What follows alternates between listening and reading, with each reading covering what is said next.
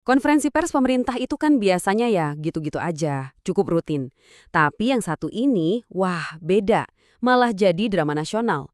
Hari ini kita bakal bedah momen ketika seorang pejabat meledak amarahnya dan memicu debat panas soal uang rakyat, kebebasan ngomong, dan yang namanya utang budi. Yuk kita mulai. Nah, ini dia pertanyaan yang jadi pusat masalahnya. Gini deh, kalau uang pajak kita semua dipakai untuk nyekolahin seseorang ke luar negeri, apa kita jadi punya hak untuk ngatur apa yang boleh dan nggak boleh mereka katakan tentang negara ini? Disinilah semua perdebatan ini bermuara. Jadi, gimana ceritanya semua ini bisa meledak? Semuanya berawal dari komentar seorang penerima beasiswa LPDP soal Indonesia yang jadi viral di media sosial. Komentar itu langsung menyulut kemarahan publik yang, wah, luas banget. Dan momen itulah yang bakal kita kulik lebih dalam. Jadi pas ditanya sama media, jawaban dari pemerintah tuh nggak datang dalam bentuk rilis pers yang kaku. Sebaliknya yang kita dapat malah, ya ledakan emosi yang belak-belakan, tanpa filter sama sekali. Terus, apa konsekuensinya? Nah, pukulan pertama yang diumumkan itu soal uang. Pejabat itu negasin, bakal ada sanksi finansial. Dan ini, serius, nggak main-main. Coba deh perhatiin pemilihan katanya. Dia nggak cuma bilang minta uangnya balik. Dengan nambahin frasa, dengan bunganya, pesan yang mau disampaikan tuh jelas banget. Ini bukan cuma sekedar pengembalian dana, tapi ini semacam ganti rugi, denda untuk sesuatu yang dianggap sebagai pengkhianatan. Dan kita nggak ngomongin angka kecil loh ya, 2 miliar rupiah. Angka segede ini benar-benar nunjukin seberapa besar investasi negara ke satu orang aja. Dan ternyata ini bukan gertak sambal. Pemerintah udah gerak cepat.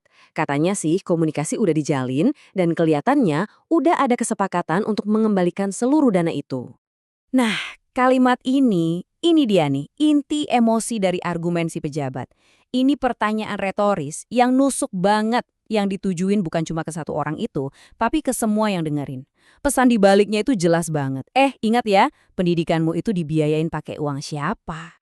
Tapi ternyata urusan duit itu baru babak pertama.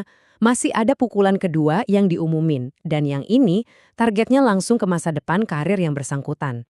Satu kata yang wah kuat banget dampaknya. Blacklist. Ini bukan sekedar surat teguran loh. Ini adalah ancaman buat menutup semua pintu karir di sektor publik. Jadi biar lebih jelas lagi ya, ini bukan cuma soal nggak bisa jadi PNS. Ini benar-benar larangan total, nggak boleh kerja di instansi pemerintah manapun. Bisa dibilang ini hukuman mati buat karir di ranah publik. Dan biar nggak ada yang ngira ini cuma omong kosong, si pejabat ngulangin lagi. Dia nekenin kata betulan dengan serius. Ini sinyal kuat kalau mereka nggak main-main dan bakal ngelakuin itu. Nah, dari sini kita mulai lihat gambaran besarnya. Amarah pejabat ini itu sebenarnya bukan cuma buat satu orang. Reaksi keras ini sengaja dirancang jadi semacam peringatan buat semua orang yang dapat dana dari negara. Intinya apa? Ya ini, jangan menghina negara Anda sendiri. Ini adalah garis batas yang menurut si pejabat nggak boleh dilewatin sama siapapun yang pendidikannya dibiayain pakai uang pajak kita. Imbauan langsung buat para penerima beasiswa, baik yang dulu, sekarang, maupun yang akan datang. Jadi, kalau kita coba saring nih semua emosi dan kata-kata pedas tadi, pesannya tuh sebenarnya simpel. Ada semacam perjanjian nggak tertulis gitu. Negara udah invest di kamu, jadi imbalannya ya kamu diharapkan berkontribusi. Atau paling nggak, jangan malah ngejelek-jelekin negara yang udah kasih kamu kesempatan. Oke, kontroversi soal beasiswa ini emang jadi headline di mana-mana. Tapi biar kita dapat konteks penuh soal suasana konferensi pers hari itu, ada baiknya kita intip sedikit topik-topik lain yang juga dibahas. Singkatnya, ada 3 poin lain yang dibahas. Pertama, soal stimulus konsumen katanya sih bakal lanjut terus.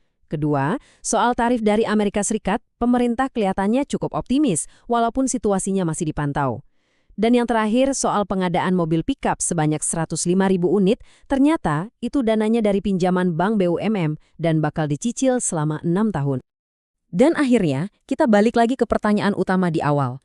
Apa benar kalau pendidikan kita dibiayai negara, itu artinya kita juga punya kewajiban untuk selalu patriotis? Kasus ini benar-benar maksa kita semua buat mikir sebenarnya di mana sih batasannya? Dan yang lebih penting lagi, siapa yang berhak nentuin batas itu?